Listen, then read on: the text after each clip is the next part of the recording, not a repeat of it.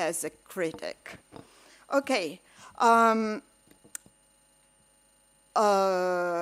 his biography of William Wetmore Story, Henry James represented the sculptor's epoch as one swathed in nostalgic aura that almost sanctified the early generations of American artists coming in pilgrimage to Rome and Italy.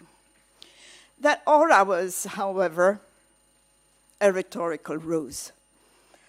Why? Because William Wetmore's Story and his friends, as successive criticisms proves, was the written monument sanctioning the cultural death and burial, not only of Story and his work, but also of neoclassical Rome and of the first daring women artists, as Melissa Dabakis has argued in her Sisterhood of Sculptors. James's critique, directly and indirectly, casts a shadow over the work of the Florentine critic Enrico Nencioni, who had befriended Story and critically promoted his literary production. James had personally met and conversed with Nencioni. There are letters that prove that, and probably knew of the long-lasting relationship with Story.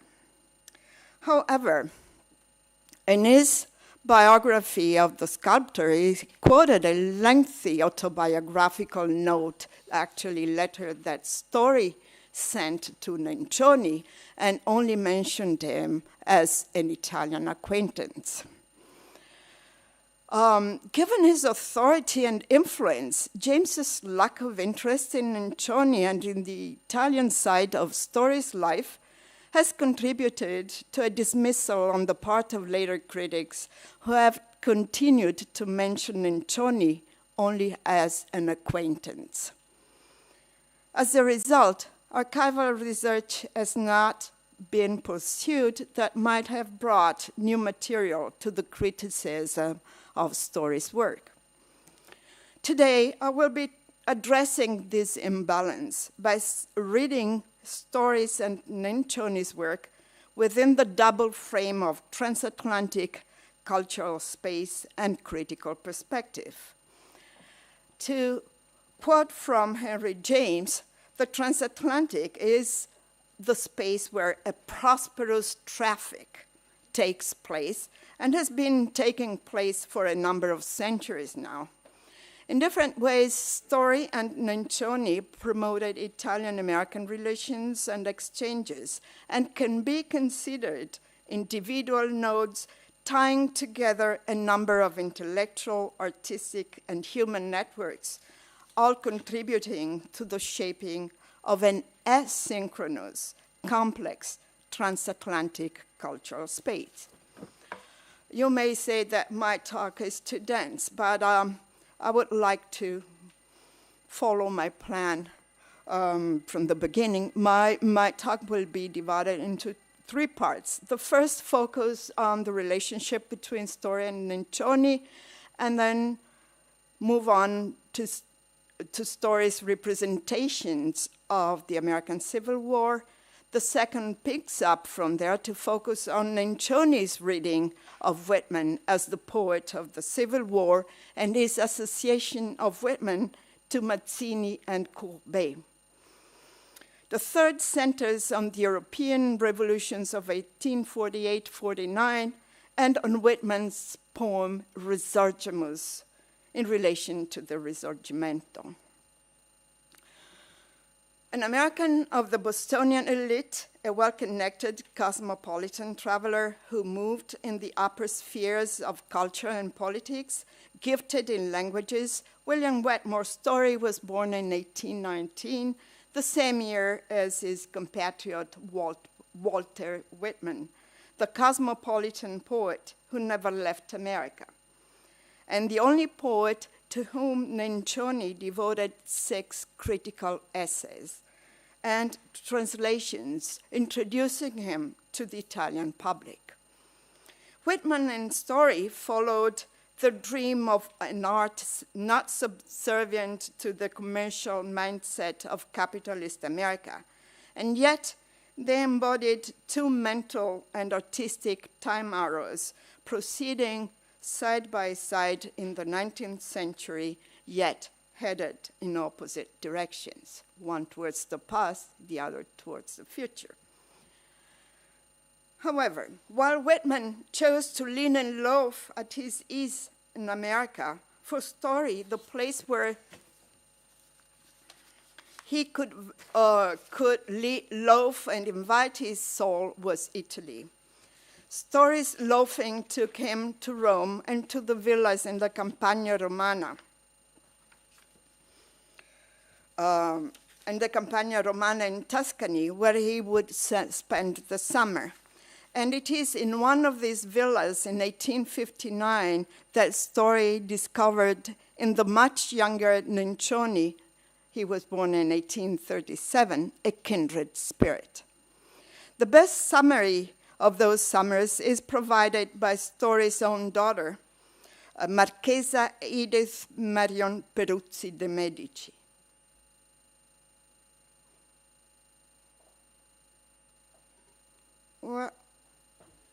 Well, okay, I'll be reading this. In the late 50s, the Villa Belvedere Marciano near Siena became for 5 years our summer house.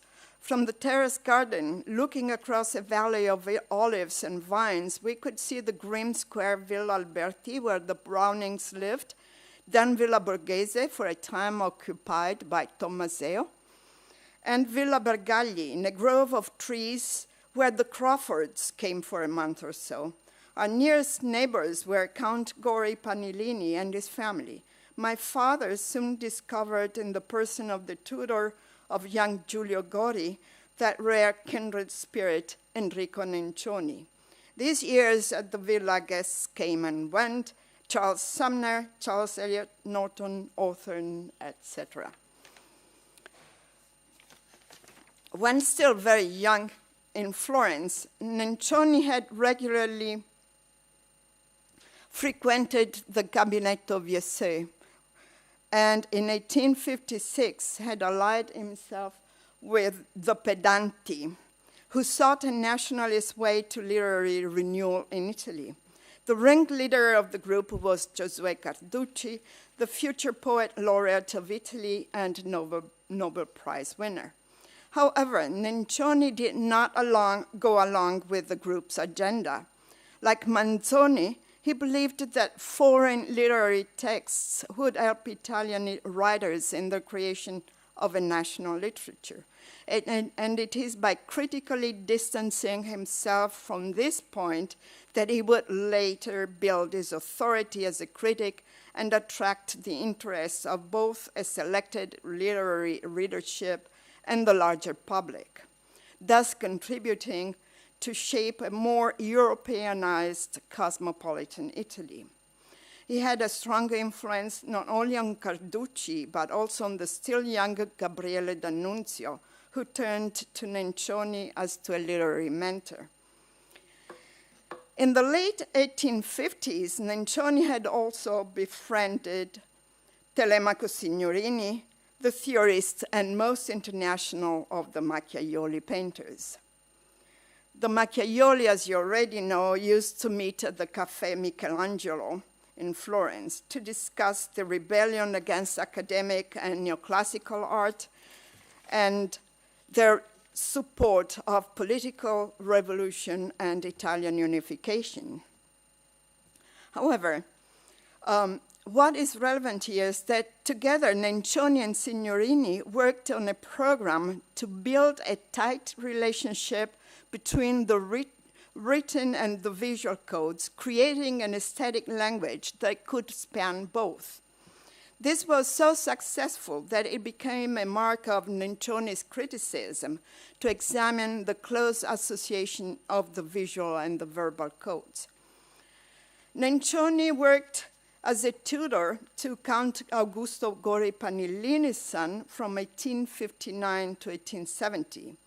Thanks to Nencioni's introduction, Signorini would also give art classes to the Count's son and would introduce the family to the work of the Macchiaioli.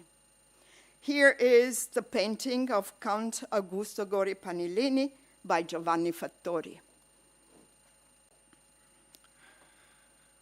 Tutoring left Nencioni time enough to devote to his readings, sharing the Count's wide cultural and scientific interests, and socialize with his literary neighbors. Frequent meetings in one salon or another and reciprocal visits between the various families favored friendship, but also discussion. It is through Nencioni's remembering a heated debate between the fiery Walter Savage Landor and an Italian professor about Garibaldi, which took place in 1859, that one can grasp the kind of cultural and political discourse that took place in those salons. The old Landor, Nencioni writes, spoke, quote, with youthful ardor about Garibaldi, but the professor tried to object and advance his reservations, with the result that Landor got angrier and raised his voice with the dog Giallo barking along. What the episode narrated by Nencioni pinpoints, however, is the different agendas that set the two contestants at loggerheads. While Landor took sides with the two Republican Giuseppes, Mazzini and Garibaldi, the professor must have aligned himself with the program of Italy's unification under the King of Piedmont and Sardinia. The professor was probably a friend and ally of the Count Augusto Gori Panellini, whose role in the process of unification is little known even in Italy.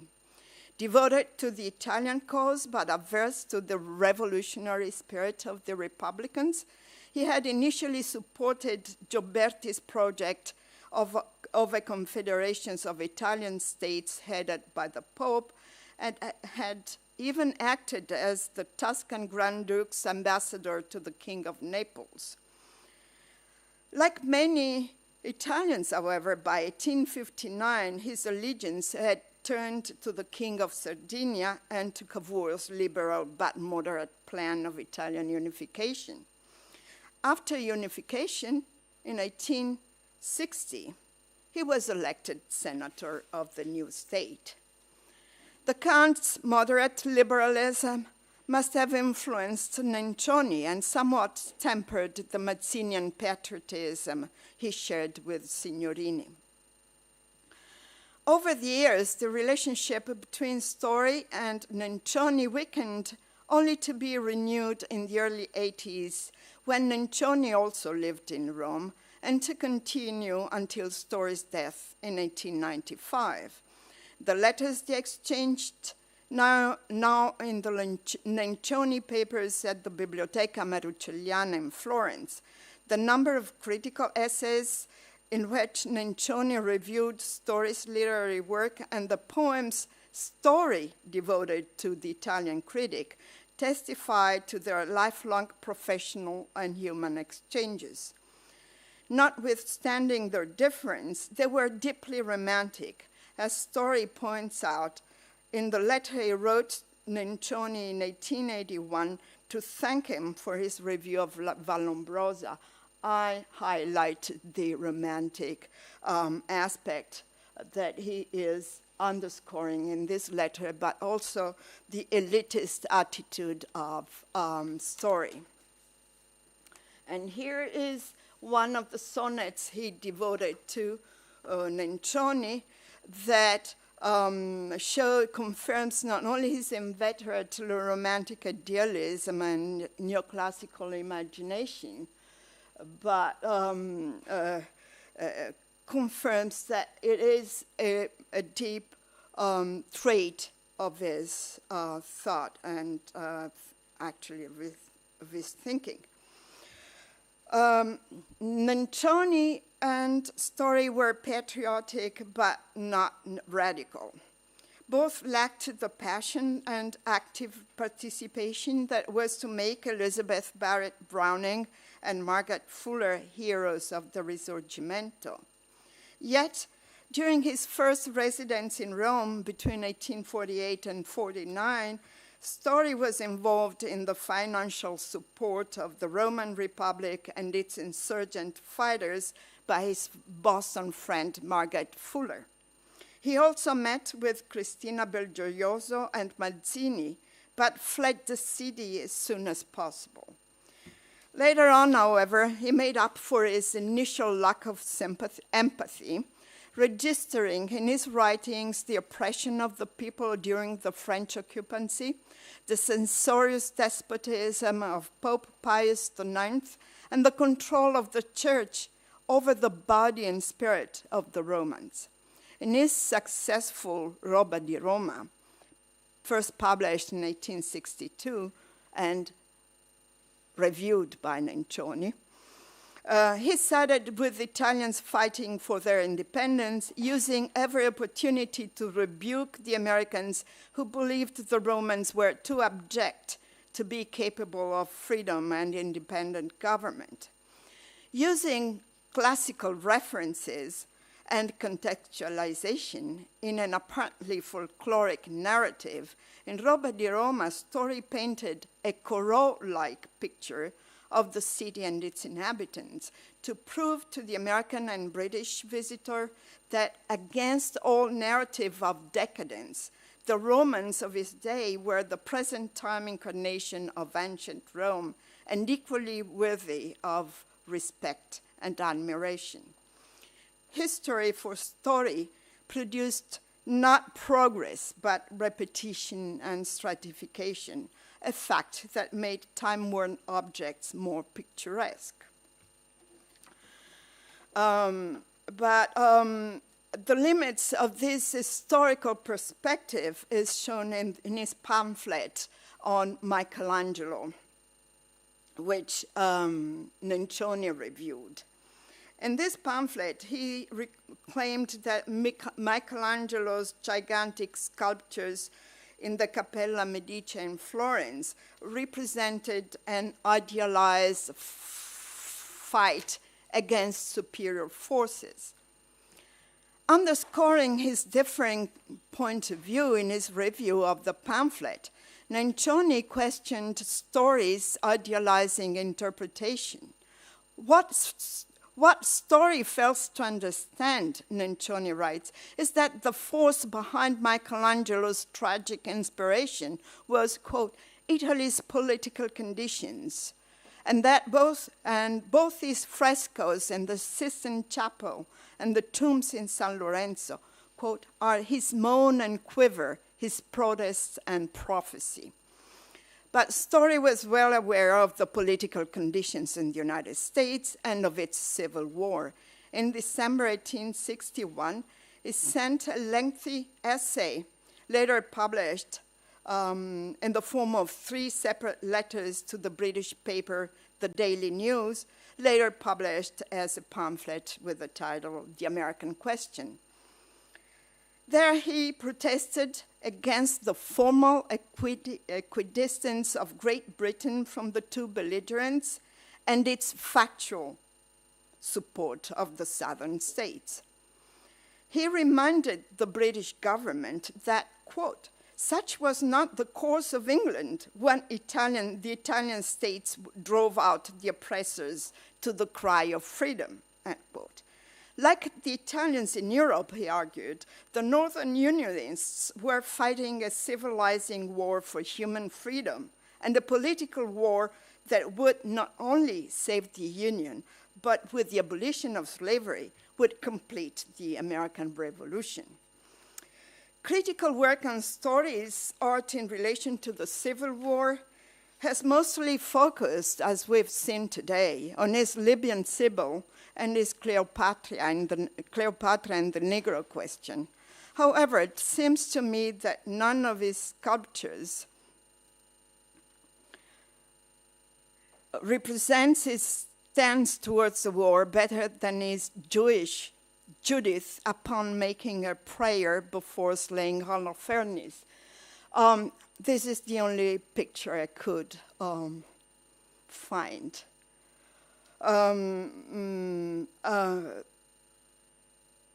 A statue that was begun in 1859, but only set in marble in 1863. His Judith indeed directs our attention to the white North and the Puritan identification with the people of the pact with God. Writing of the statue to Charles Eliot Norton in 1861, Story explains that his Judith accomplishes a great patriotic act. Story also wrote of Judith in his novella Fiammetta, but there is no time to enter into that because it's very interesting the way he deals with Judith there. But what I would like to point out is that both the sculpture and the novella provide the best support for an interpretation of the American question, where Story creates a feminized North. He says, even if our northern sons, brothers, and fathers are shedding their blood for the cause of freedom, she apologizes for the South, believing that the people there are misled. And it is the idea of violence, absent from her mindset, but forced on her by the violence of the southern states, that Story's Judith of 1863 seems to embody. For Story's Judith not only does not carry the head of Holofernes, as in the usual iconology, but hides her knife while asking the help of God in a great duty and great sacrifice. Story's Judith, then, must be considered his sculpted version of the American question and a mythologizing conception of the Civil War for the white Northerners. Before working on this sculpture, Story had certainly seen many versions of his subject, had even mentioned Allori's Giuditta in Palazzo Pitti in Florence. Yet he never mentioned that one that was closer to his artistic interests as a sculptor, the statue of Judith commissioned from Donatello by Cosimo de' Medici. It is said that the statue's pedestal once bore the following inscription, of which Story might have known. You can read that. So it is a representation of liberty and fortitude and a return to the Republic. Now, nothing differs more from Story's idealizing representation of the Civil War than the drum taps poems of his contemporary Walt Whitman. And to go back to the Florentine Nencioni, it is those poems that he chose to present and partially translate in the last and longest of the essays that he devoted to the American poet, Il Poeta della Guerra Americana, published in 1890. But then he considered Whitman one of the four men with their profound sentiment for nature and powerful synthesis best represented the contemporary imagination.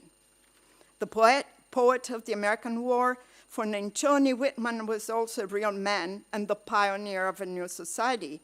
As for the American Civil War, unique in human history, it was a titanic battle fought in an immense scenario, and the high price paid in human lives with its final results, the indivisibility of the Republic.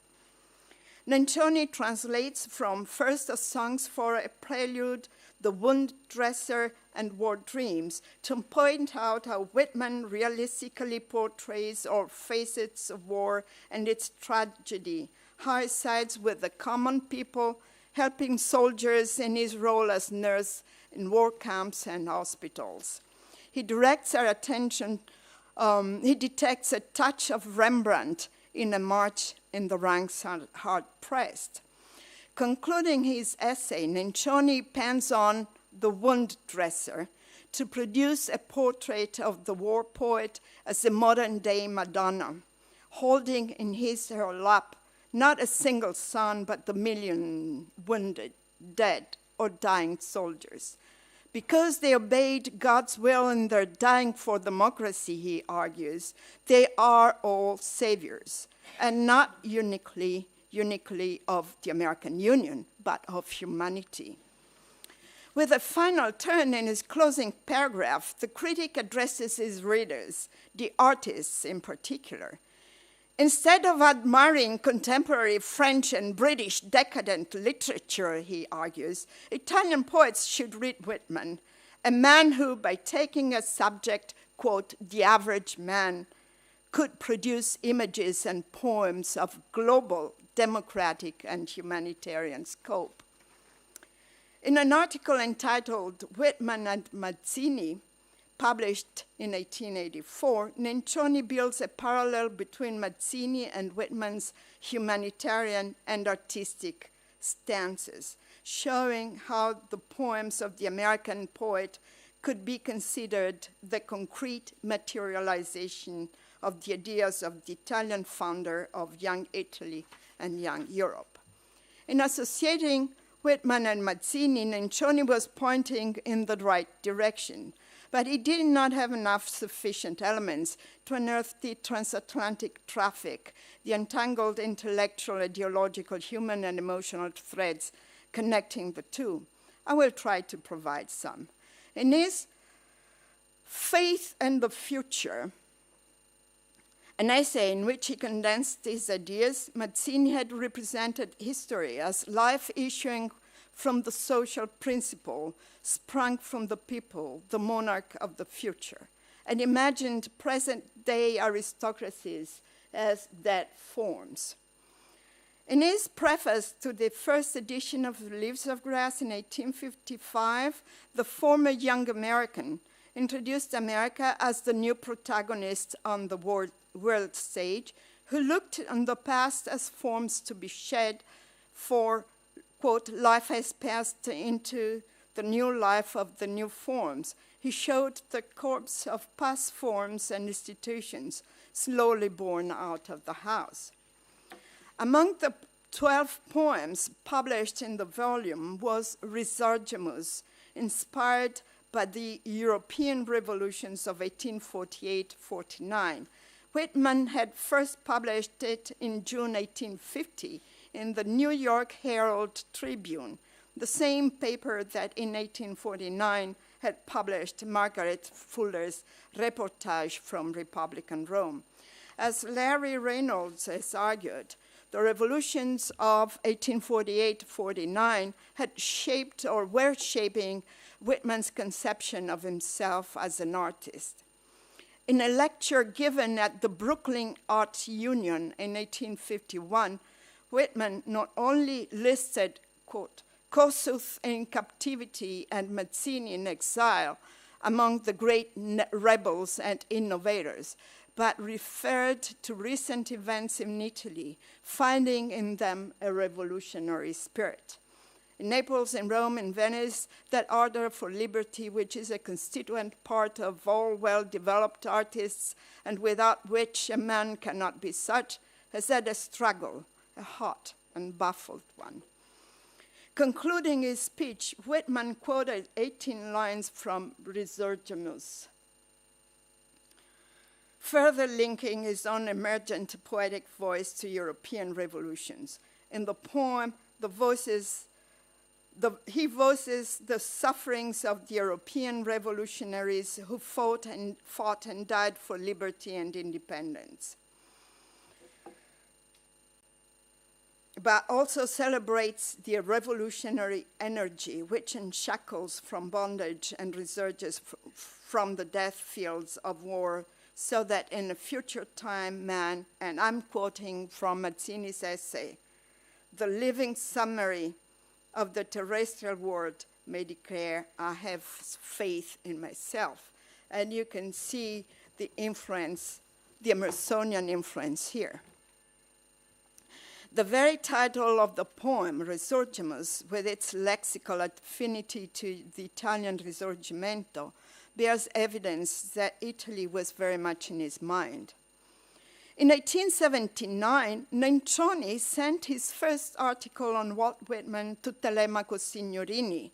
Following it with a letter, he suggested that Signorini, who had a good command of English, read the leaves. There, he argued, he could find inspiration, for Whitman was, quote, the American Courbet. He was right, for Whitman renewed poetry and literature in as radical a way as Gustave Courbet, also born in 1819, did painting. Courbet issued his Realist Manifesto in 1855, the same year Whitman published his Leaves, both with the intent to express their own individuality or personality. Albert Boehm has convincingly evidenced the affinity between Courbet and Whitman that he argues is rooted, quote, in a large constellation or network of ideas. And most of all, in the revolutionary spirit and the heritage of the French Revolution. However, Whitman's and Courbet's revolutionary spirit took the symbolic form of a shirt, uniting in the ideological and representational realities. Here is Courbet's famous La Rencontre, Bonjour, Monsieur Courbet, where he wears the shirt to signify his new, his stance for the workers, and his realism in art. And here is Whitman's, the engraving of Whitman's portrait in his first edition of Leaves of Grass. If the shirt explicitly points to the common man and present-day reality, it implicitly connects the artist to the most heroic shirt of the time, the red shirt of Garibaldi, the Risorgimento hero, the transatlantic hero par excellence. And I'll go over the pictures for a couple of times. Here's the shirt, Silvestro Lega.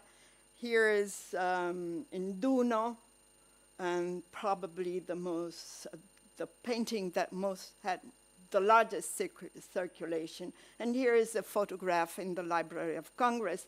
But look at Whitman's dress. Okay, now to conclude, just briefly, I have no proof that Signorini was actually influenced by Walt Whitman's Leaves of Grass, but he was, of course, he was part of the Garibaldi troops in the Second Risorgimento War. And he, in this painting, Artiglieria Toscana, Monte Chiaro, he represents, you see in the background are the wounded soldiers, also in the foreground. And he shows the same humane attitude as Whitman did in Dram Tabs. But what I find relevant here is one, probably his most famous painting, which carries on the revolutionary spirit of Mazzini and Whitman. And this is L'Alzaia. Here, I find that this painting is probably one of the best representations of the male body and male worker and of the revolutionary spirit, which, however, has by then abandoned the humanitarian tone of the Romantics and moved away from Mazzini and found its voice in Proudhon's socialist philosophy and art theory shared by Courbet and Signorini.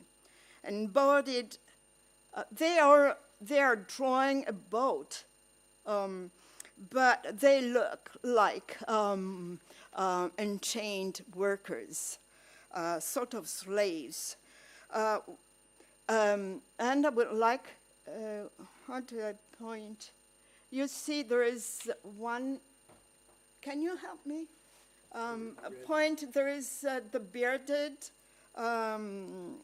fisherman looking towards the spectator, towards the onlooker. He is the angry worker looking toward the observer, who represents the new way of looking at history as the forward movement in which workers occupy the forefront and the foreground, pressing out of the scene a diminished aristocracy, the two figures on the left-hand side, and move in a material context where the city and the countryside are not antagonistic, but integrated space of human activities. Grazie.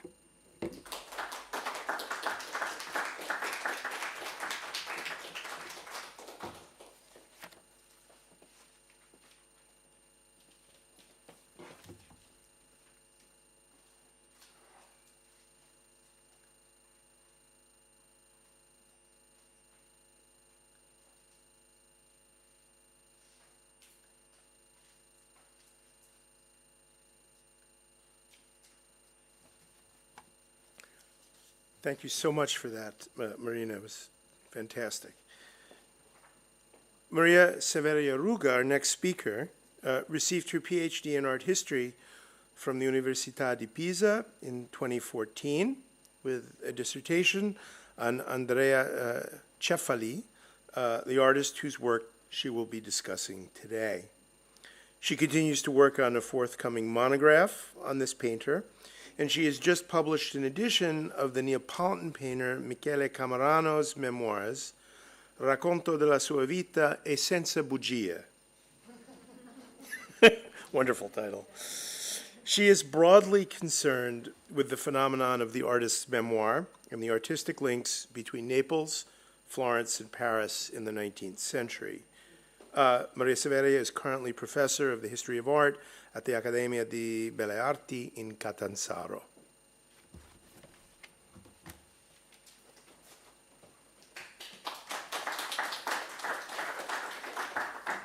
So I would like to thank Paul Kaplan to introduce me.